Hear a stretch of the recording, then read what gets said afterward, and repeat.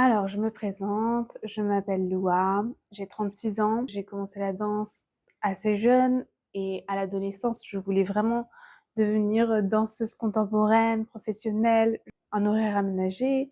J'allais au conservatoire et j'avais une prof qui était très, très dure, très sadique. Pour moi, c'est pas facile d'en parler parce que c'est toujours un trauma qui est là.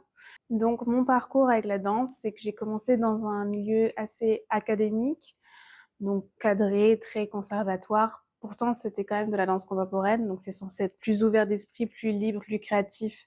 Mais ce cursus-là, en l'occurrence, ça l'était pas du tout. Il fallait vraiment rentrer dans les cadres, il fallait être super technique, super dans le rythme, suivre exactement ce que la prof dit. Et moi, j'avais un petit peu du mal avec ça. J'ai toujours du mal un petit peu avec les chorégraphies. C'est pas comme ça que j'aime vivre ma danse. Moi, je suis vraiment très bonne à l'improvisation, à ressentir mon corps, à trouver mon propre rythme, mon propre style, ma propre façon d'interpréter, de bouger, de m'exprimer.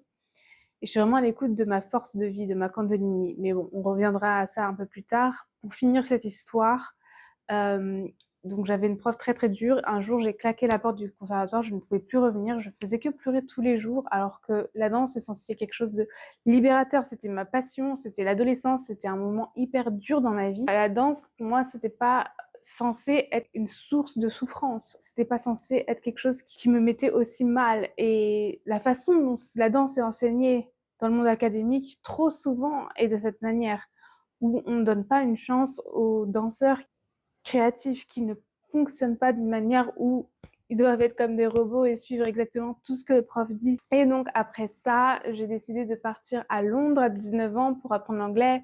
J'ai fait des petits boulots ici et là et j'avais vraiment du mal à payer mon loyer. J'ai un ami qui me disait «Ah, j'ai une copine, elle fait de l'effeuillage, elle fait du striptease». Tout de suite, ça m'a intriguée. Tout de suite, j'ai voulu aller voir dans un cabaret, club de striptease, comment ça se passait. Et tout de suite, j'ai trouvé que c'était possible pour moi d'interpréter ça. Je trouvais que c'était intéressant à cette période de ma vie, à 19, 20 ans, j'étais tellement jeune, de m'émanciper sur scène, de me sentir libre de cette manière-là, dans mes mouvements, dans ce que je dégageais.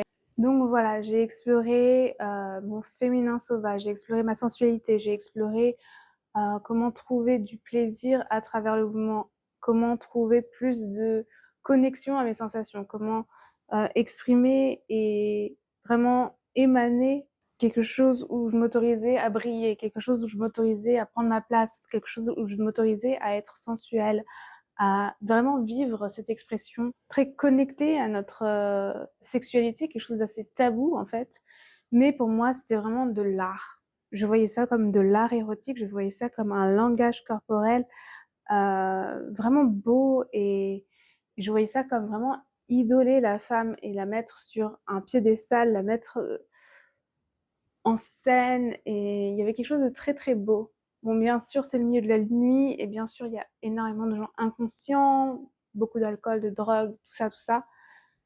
Mais il y avait vraiment ce truc-là où pour moi c'était une évidence, j'avais envie de le faire et je prenais du plaisir à aller sur scène, m'exprimer de cette manière-là, embrasser les courbes féminines, embrasser ce côté magique et mystique de la femme à travers le mouvement, à travers ce qu'elle peut vraiment dégager et ce qu'elle peut transmettre à travers le mouvement et l'énergie.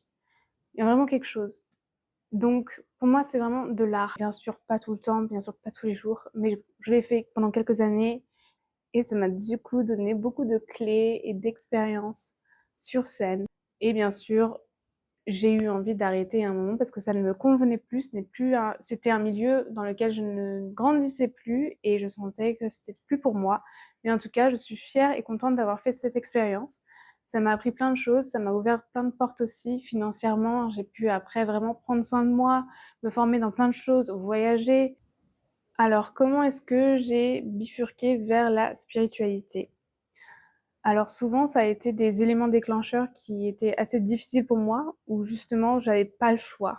J'avais besoin de trouver des solutions à mes mal-être, par exemple. Par exemple, quand je faisais des crises de panique, quand j'avais beaucoup d'anxiété, j'ai été voir une hypnothérapeute qui m'a vraiment aidée à gérer mon anxiété, et c'est là où j'ai voulu vraiment apprendre cette pratique qui avait super bien marché sur moi.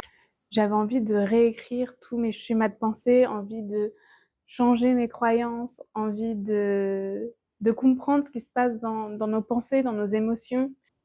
Assez jeune, je vous parle de ça, c'était en 2011. Et donc voilà, j'ai fait des études d'hypnothérapie à Londres et c'était très, très enrichissant, mais il manquait quelque chose pour moi. Il y avait quelque chose de très analytique, très connecté aux pensées.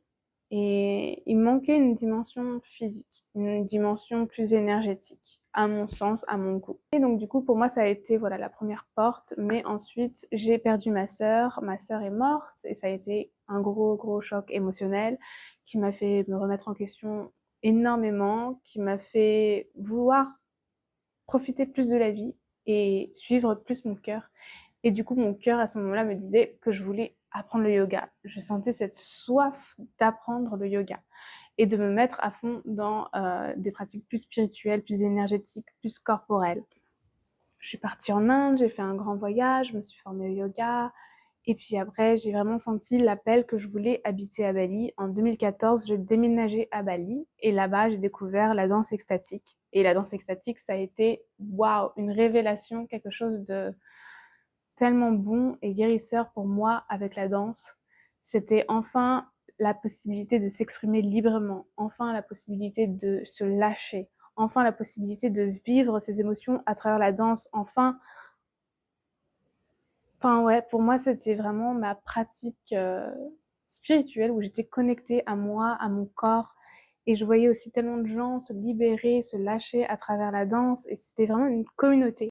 À l'époque, c'était pas encore très connu et c'était vraiment génial. Pour moi, c'était une révolution et ça m'a fait tellement, tellement de bien de découvrir la danse extatique. Pour moi, ça a été un grand, grand tournant. Souvent, ça a été des chocs émotionnels ou des émotions très fortes qui m'ont mené vers le chemin du développement personnel ou de la spiritualité. Ça n'a pas été des choses faciles, c'était des choses où c'était genre, c'était obligé que j'y aille, quoi. C'était vraiment une voie qui allait m'aider à me guérir, à me trouver, à me comprendre. Et j'avais vraiment cette quête, cette envie. Après, j'ai découvert le Kundalini Yoga. Et là, ça a été une énorme révélation pour moi.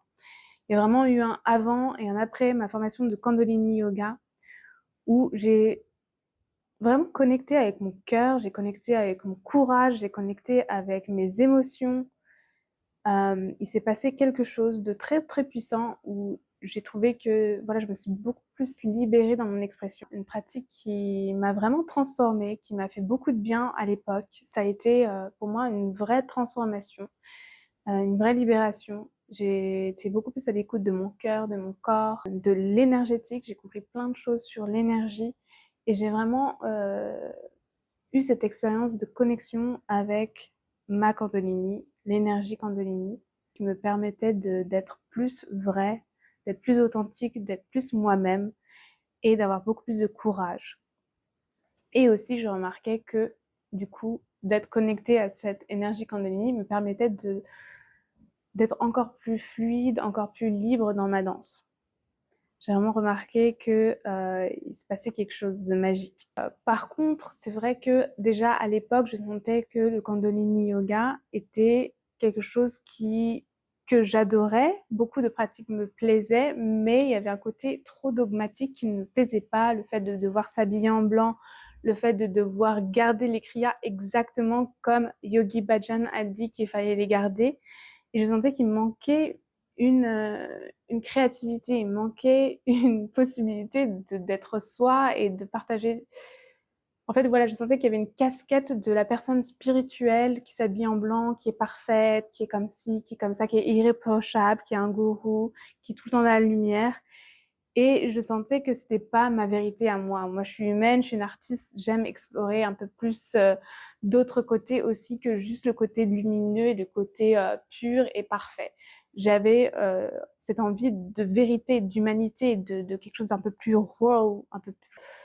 Voilà, tout n'est pas à jeter du Kundalini Yoga. Donc c'est pour ça que avec Stacy, on s'est reliés ensemble pour créer la Kundalini Serpentine Dance où justement on amène le Kundalini Yoga sous un autre angle, plus libre et à l'écoute de soi. Et du coup, après m'être formée au Kundalini Yoga, je suis partie à Goa et là, j'ai vraiment rencontré la danse tribal fusion belly dance. Donc cette danse qui est très très serpentine, très très ondulatoire, où vraiment on ressent chaque partie du corps et on apprend à prendre un peu plus de contrôle. C'est très hypnotique, c'est très vraiment ça sublime le corps de la femme. Et il y a quelque chose de très très organique qui me plaît beaucoup. Il y a quelque chose de mystérieux et aussi un petit peu étrange que j'aime beaucoup dans cette danse et dans cette expression. Et donc j'ai vraiment étudié avec passion et dévotion ce style de danse. C'est vraiment quelque chose qui m'a plu. Et donc je me suis aussi formée à la danse mystique, au rituel féminin, à plein de choses qu'on a envie de vous partager avec Stécie parce qu'on a fait beaucoup de formations et on a aussi beaucoup d'expérience en tant que facilitatrice. Donc notre envie avec Stécie, c'est vraiment de créer des leaders, des femmes qui osent, des femmes qui sont connectées à leur oracle intérieur, à leur instinct, à leur vérité intérieure, à leur authenticité, qui embrassent leurs émotions, qui embrassent leur côté lumière et leur côté ombre, qui embrassent le côté sacré et sauvage de la femme, le cycle féminin, tous les aspects et les phases par lesquelles on passe quand on est une femme mystique. On passe par des morts initiatiques et on renaît. Donc vraiment être dans quelque chose où on respecte profondément ce chemin qui n'est pas facile, ce chemin de la femme à l'écoute d'elle, de la femme sauvage, de la femme qui rayonne, de la femme qui ose, de la femme qui crée, pleine de créativité, d'intuition et de sixième sens féminin quelque part. Donc on a vraiment fait une formation au service de ça, au service des femmes. Et on a envie de créer tout un mouvement girl power de femmes qui sont des leaders, qui ne suivent pas les dogmes aveuglément, qui se questionnent toujours est-ce que ça résonne avec moi, qui trouvent en elles leur subtilité, des femmes qui peuvent canaliser des mouvements, des femmes qui sont libres dans leur expression, des femmes qui sont vraiment à l'écoute de leur corps, dans le respect, l'amour de soi.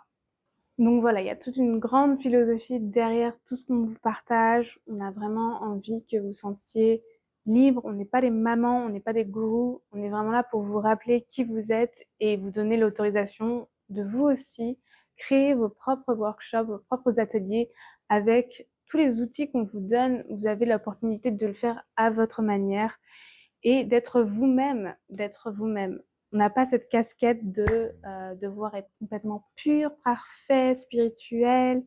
On peut être humaine, on peut être artiste, on peut être soi tout simplement. Donc voilà, j'espère que ça vous a plu cette petite présentation, que vous avez un peu appris à nous connaître. Mettez un petit pouce vers le haut, un like si vous avez aimé et abonnez-vous et dans les commentaires s'il vous plaît, partagez-nous votre parcours avec la danse, avec la Kundalini, avec votre chemin de femme sauvage, mystique. On est curieuse de savoir qui regarde ces vidéos et qui résonne avec ce qu'on propose. Et donc voilà, présentez-vous dans les commentaires, on aimerait vraiment vous connaître. Et merci d'être là.